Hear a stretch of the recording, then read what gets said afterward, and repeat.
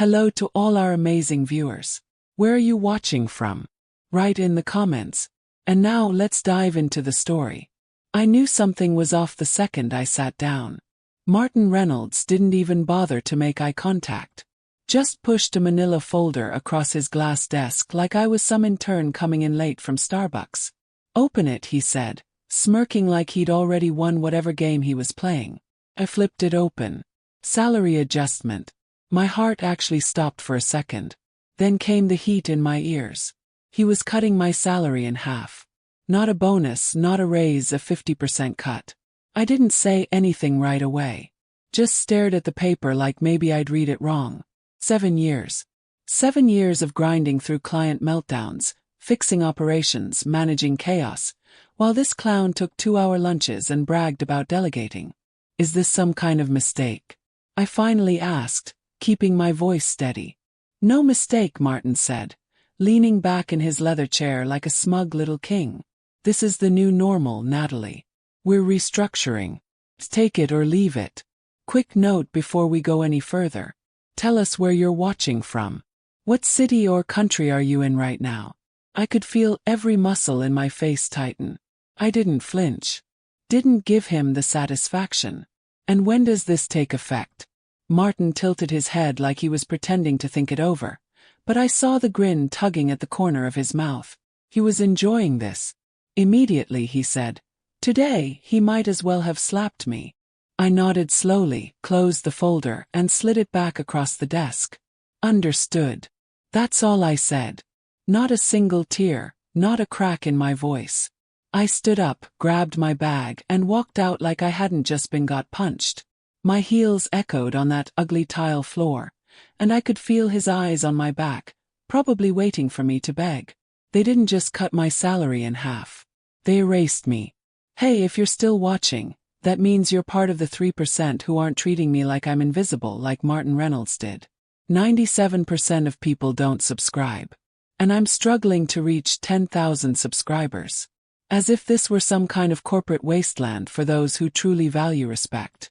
Come on, hit the office revenge button where smug executives get what they deserve. I'd be thrilled if you subscribe and like it. But something shifted right then. Something broke loose. I didn't cry in the bathroom. I didn't rage in my car. I drove home in silence, knuckles white on the steering wheel. He thought he won. What he didn't realize, that little smirk of his lit fuse. 3 weeks before that slap-in-the-face meeting with Martin, I got a random LinkedIn message from someone named Emily Carter, founder of Rising Sun Consulting. Said she wanted to grab coffee. I almost ignored it. Thought it was one of those recruiter spam things, but then I looked her up. Real company growing fast. Good reputation, and the message wasn't generic.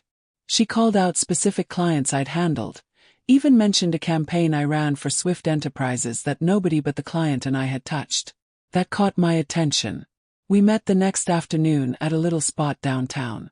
It was one of those places with real wood tables and strong espresso. No fluff, just business. She was already there when I walked in. No suit, no blazer, just a dark green sweater and jeans. Confident as hell. When she shook my hand, she looked me straight in the eye like she'd already decided something. Thanks for meeting me, Natalie, she said, smiling. I've been watching your work for a while. I raised an eyebrow. Watching? She nodded. Clients talk.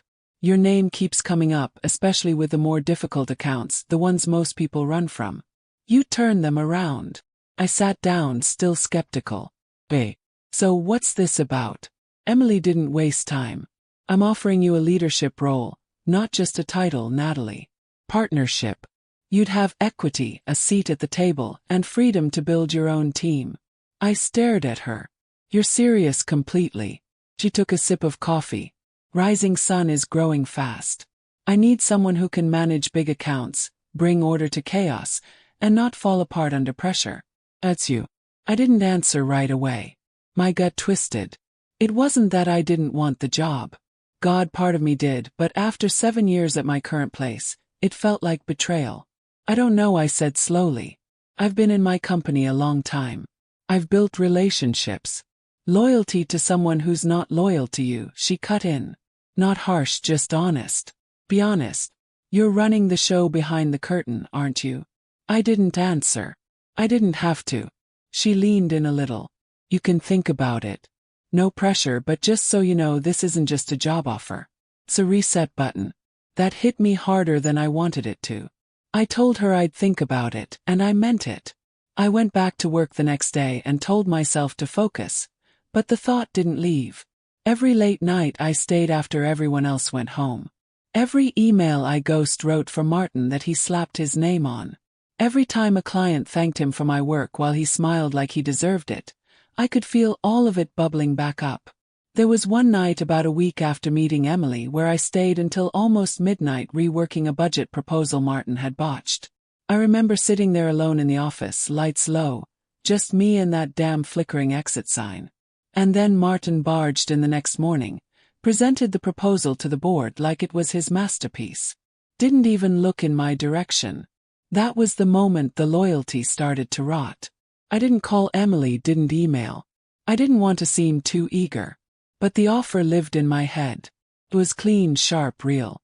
And when Martin slid that salary cut across the table 3 weeks later, every shred of doubt burned out in an instant. By the time I got home that night, I didn't even bother turning on the lights. I just dropped my keys on the counter, kicked off my heels, and stood in the kitchen like a ghost. My chest felt tight, like I'd been holding my breath since Martin said immediately. I poured a glass of wine, sat on the edge of the couch, and stared at nothing. My phone buzzed on the coffee table. I ignored it. Then it buzzed again. I leaned forward and flipped it over. Emily Carter, just checking in. Have you made a decision? I stared at that message like it was daring me to stop pretending I had time. But all I could think about was every time Martin stood in front of a client or board member, opening his mouth to speak my words, the presentations I wrote, the reports I polished, the fires I put out while he took long lunches and patted himself on the back. I remember the time I pulled an all-nighter to save the horror of a count after Martin missed our pricing by $15,000. He walked into the meeting the next morning well-rested, shook Simon's hand and said, "See, I told you we'd fix it." Or the time I coached our intern through a crisis call when Martin was too busy watching March Madness in his office. The client sent a thank you email. He forwarded it to the team with his name signed at the bottom. I let that happen for 7 damn years.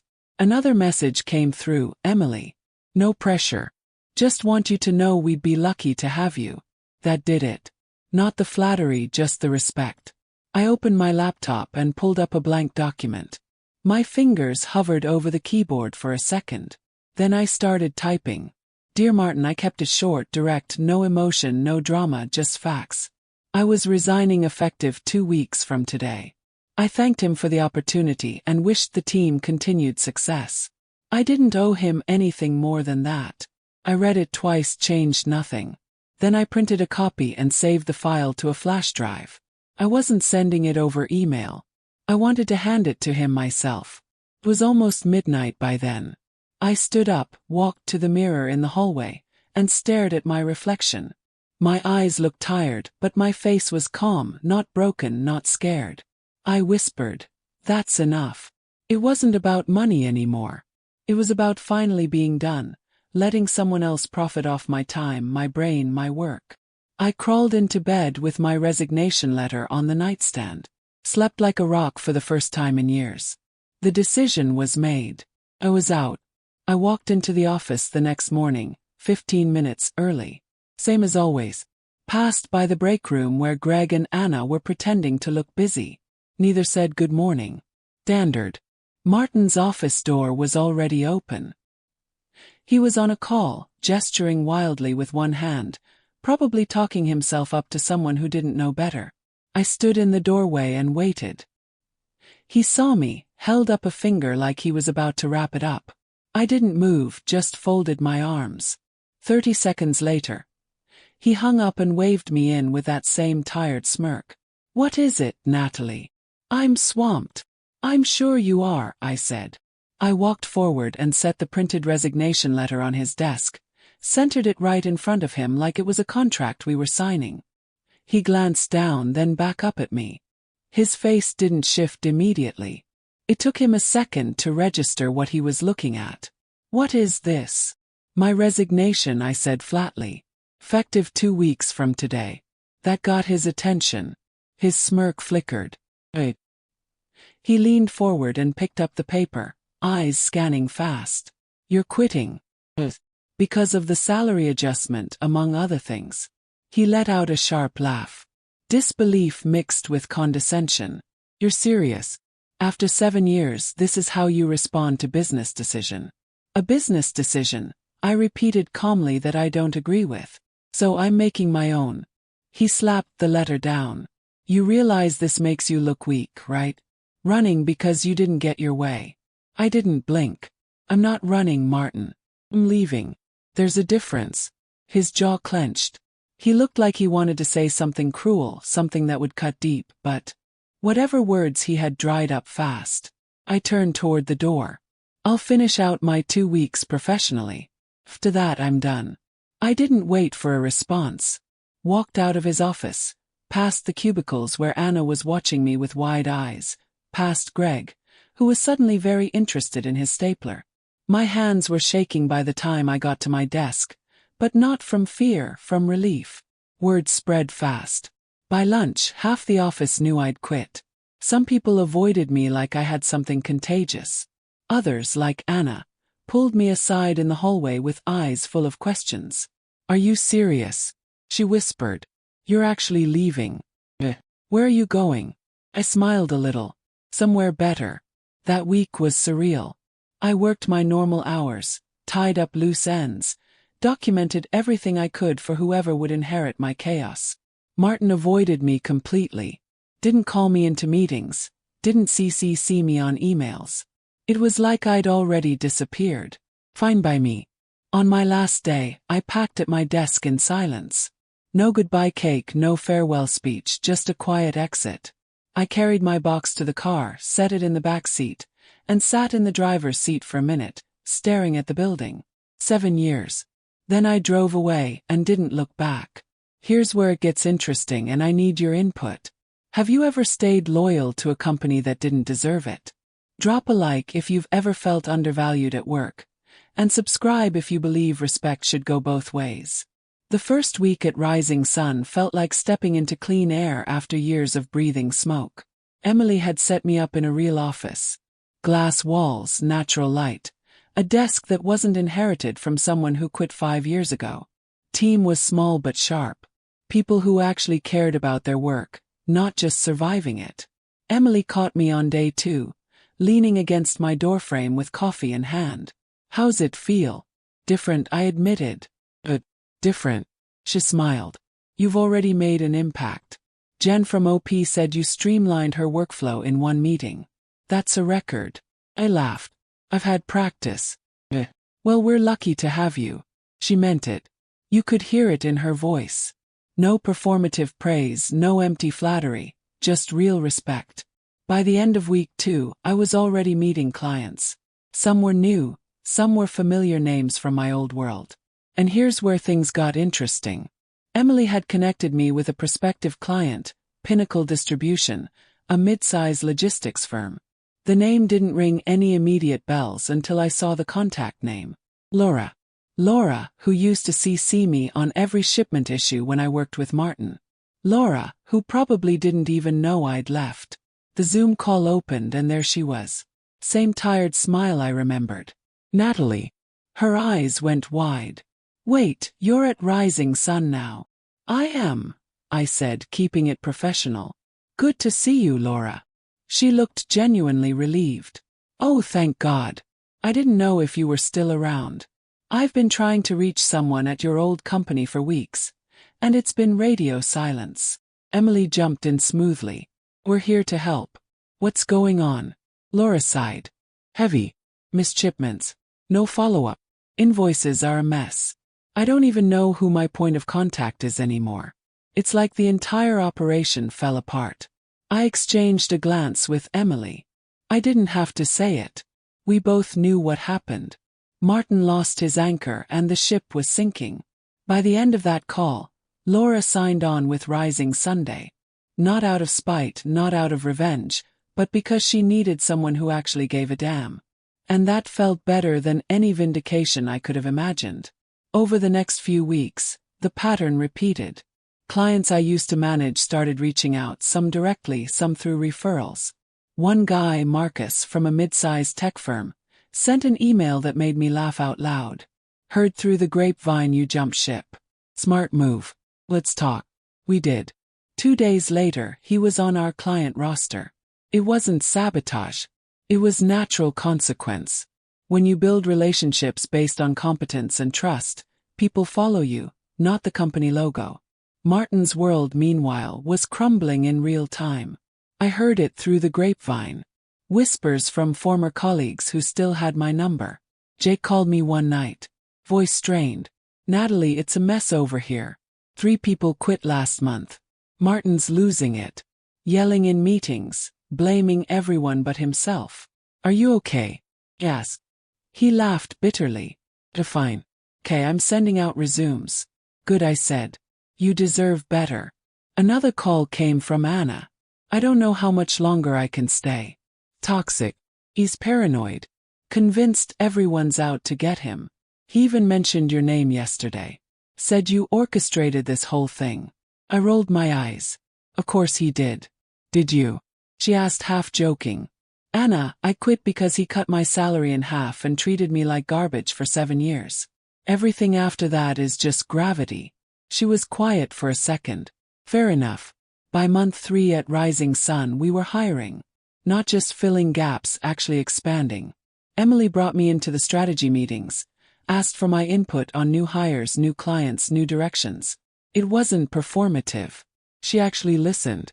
One afternoon, Jen slid a report across my desk during a coffee break. "Thought you'd like to see this." It was a breakdown of new client revenue over the past 2 months. Almost 30% of it was directly tied to accounts I'd managed before. That number hit harder than any insult Martin ever threw my way. It wasn't revenge. It was validation. And the best part, we weren't done. Emily and I started scheduling exploratory meetings with firms I'd never even worked with before, but who had heard my name through the grapevine. One rep from a mid-sized West Coast logistics company actually said, "You're the one who cleaned up global tech vendor chaos, right?" And blinked. I did. We want that kind of leadership. Leadership, not support, not backup. Leadership. By the end of the month, we were hiring, not scrambling, scaling. And every time I updated my calendar, added another name to our pipeline, or on board to familiar contact, just drove the same point home. Martin never built a business. He built a throne on top of other people's work. Now that the foundation was gone, it was collapsing in real time. By the second week of Rising Sun's growth spurt, the stories coming out of Martin's office stopped being whispers and turned into full-on sirens. Jake called me out of nowhere. One of the last decent people still holding that place together. "Natalie," he said, voice low and tired. "I'm not going to last much longer. You okay?" He laughed, but it wasn't funny. "Nobody's okay. 3 people walked out this week. The new project manager quit mid-call. Martin didn't even know her name." "Seriously?" "Dead serious. He's unraveling, talking in circles. No direction, no answers. Vendors aren't responding. Clients are ghosting. We had a team huddle this morning and everyone just stared at each other like hostages." I leaned back in my chair, my stomach tight. I knew it was bad, but not like this. Jake kept going. "Moral's dead. People are scared. He's threatening legal action against anyone who defects, whatever that means. Said he's got a lawyer watching for intellectual theft. It's pathetic." "Is he serious?" "Oh yeah. Total desperation mode." That night I stayed late going over onboarding files. Emily had just left for the day when my phone rang again. Unknown number. I almost let it go, but something told me to answer. "Hello." "Hi, Natalie. It's Laura from Martin's team." Sat up. "Laura." "Yeah. Sorry for calling out of the blue, but I don't know who else to talk to." Her voice was shaky, like she wasn't sure if this was a good idea. "I am still at the company," she said barely. "But I'm trying to leave quietly before things explode." I didn't say anything, just listened. He's completely lost it. Screaming in meetings, blaming people who aren't even here anymore. He even mentioned your name yesterday. Said you orchestrated this whole thing like some corporate coup or something. Of course he did. I just want out, Laura continued. But I'm locked into this weird, unofficial NDA. He made a sign last year. No HR, no support. He's threatening to blacklist anyone who walks. Have you spoken to a real attorney? Yes. I can't afford one right now. My hands clenched under the desk. I hated hearing it. Hated knowing people I cared about were stuck in that toxic hellhole. Laura dropped her voice to a whisper. I've got a flash drive with files, internal audits, unpaid vendor reports, all of it. I wasn't looking for dirt. I just wanted to understand how bad things were. I didn't respond right away. My brain was spinning. She broke the silence. I'm not trying to hurt anyone. I just don't want to drown with this place. Thought maybe rising sun. Laura, I cut in gently. Get it. Really do. But I can't make that decision for you. Oz. Understand. I'm not your savior. If you want out, you'll have to make the jump. We're building something here, but we're not a rescue squad. No. Her voice cracked just a little. Thanks for picking up. Stay smart. Don't let him bully you. She hung up. I sat there in the dark, watching the city lights flicker through the office window. Part of me wanted to burn what was left of Martin's empire to the ground, expose everything, take that flash drive and finish the job. But I didn't. I didn't need revenge. What I needed was peace, growth, my name on something real. I shut my laptop, grabbed my bag and walked out of the office into the night. Martin could keep spiraling. I was done cleaning up his messes. It was one of those overpriced industry mixers. Hotel ballroom, fake smiles, cheap wine and plastic cups. I was there with Emily, shaking hands, building partnerships, doing what actual leaders do. We were walking toward the main floor when I saw him. Martin. He looked like hell. Sunken eyes, suit too loose, tie crooked. The man who used to strut around like he owned the sky now looked like he'd barely slept in a week.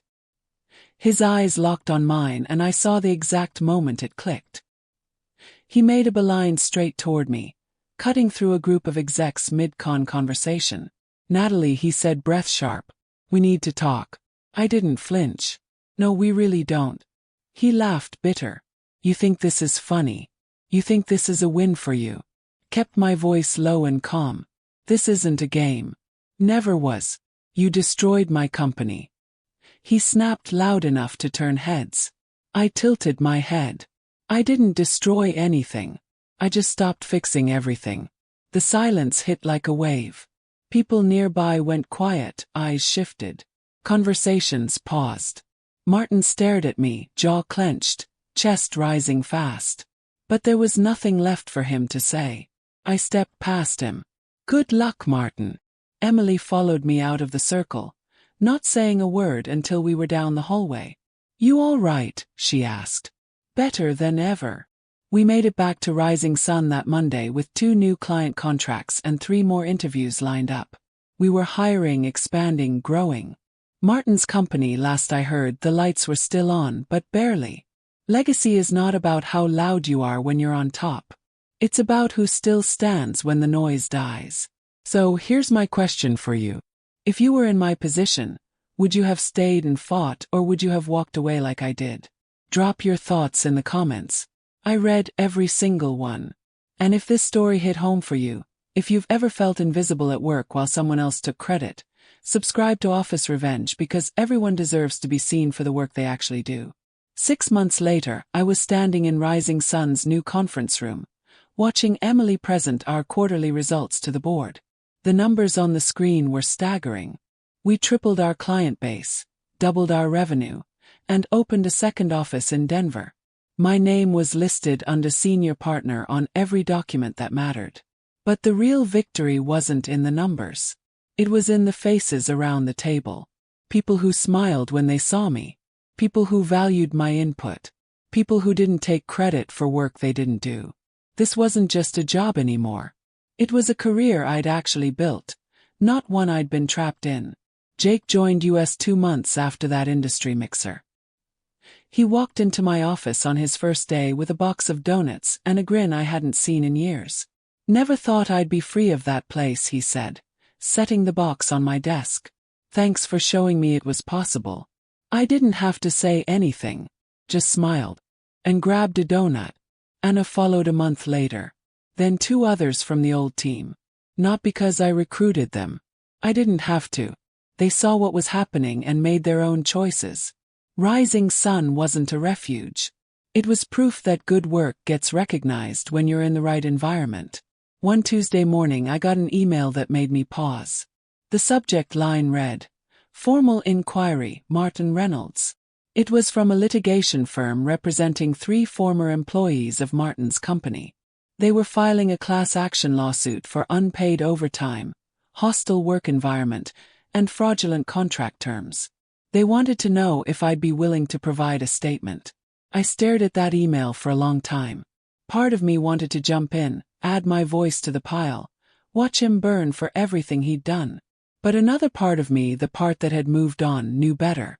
I replied with a short message. "I appreciate you reaching out, but I've moved forward with my career. I wish your clients the best in their pursuit of justice." I didn't need to be part of Martin's downfall. He was doing that just fine on his own. The lawsuit made local business news 3 weeks later. I saw the headline while scrolling through LinkedIn. "Former employees sue management firm for labor violations." Martin's company name was right there in the first paragraph. The comment section was brutal. Former clients, former employees, people I'd never even heard of, all sharing their horror stories. Emily knocked on my office door that afternoon. "You see the news?" He nodded. How do you feel?" "Thought about it. Honestly, nothing. No anger, no satisfaction, just nothing. He's not my problem anymore." She smiled. "But that means you're actually free." She was right. For 7 years, Martin had lived rent-free in my head. Every decision I made was colored by his incompetence, his cruelty, his ego. But now, he was just a name in a news article, someone else's cautionary tale. By the end of that year, Rising Sun had become one of the fastest-growing consulting firms in the region. We weren't the biggest, but we had something most companies didn't. Integrity. Every client knew they were getting our best work. Every employee knew their contributions mattered. That's not something you can fake. I ran into Laura at a conference in March. She'd left Martin's company 6 months earlier and landed at a firm in Chicago. She looked different, lighter, happier, like someone had lifted a weight off her shoulders. "Natalie," she called out, weaving through the crowd. "I've been hoping I'd see you." We grabbed coffee in the hotel lobby and she filled me in on everything. Martin's company had been forced to settle the lawsuit for an undisclosed amount. Half the remaining staff had quit within weeks of the news breaking. The company was still technically operational, but barely. Martin himself had stepped down from his leadership role, though not by choice. The board had pushed him out. "He's doing contract work now," Laura said, stirring her latte. "Small projects, nothing like before. Word is no one wants to hire him full-time. His reputation is shot." I absorbed that information without joy or malice. Just fact. "And you?" "Yes. How are you doing?" Her smile was genuine. "So much better. My new boss actually listens. I have a team that respects me." I forgot what that felt like. "I'm glad," I said. And I meant it. We talked for another hour, swapping stories about clients, laughing about the absurdity of corporate politics, planning to stay in touch. When we finally said goodbye, I realized something important. The best revenge isn't destruction. It's building something so good that the past becomes irrelevant. That spring, Emily pulled me aside after a particularly successful client pitch. "I want to make this official," she said, sliding a folder across the table. "Equal partnership. Your name goes on the letterhead. Your vote carries the same weight as mine and you get full profit sharing." I stared at the contract. My name printed right next to hers. Natalie, partner, Rising Sun Consulting. "You've earned it," she said simply. "This company wouldn't be what it is without you." I signed it that day. No hesitation, no doubt. This was mine. Not something I'd been given. Not something I'd inherited, something I'd built. A year to the day after I walked out of Martin's office, I got a LinkedIn message from an account I didn't recognize. The message was short. "Congratulations on your success. You were right to leave. Mr. Martin Reynolds." I stared at those words for a long time. Part of me wanted to respond with something cutting, something that would make him feel as small as he'd made me feel. But what would be the point? I'd already won. Not by destroying him, but by becoming everything he never could be: respected, trusted, and genuinely successful. I deleted the message without responding. Some people deserve closure. Some people deserve lessons. Martin Reynolds deserved neither. He deserved exactly what he got: the consequences of his own actions delivered by the universe he thought he controlled. Rising Sun thrives today not because we destroyed the competition, but because we built something worth believing in. Our clients stay because they trust us. Our employees stay because they're valued. And me, I stay because this is exactly where I belong. The conference room where Martin tried to break me with that salary cut is probably still there. The ugly tile floor, the glass desk, the leather chair where he sat like a king. But I'm not there anymore. I'm somewhere better, surrounded by people who see me, value me, and treat me like the professional I always was.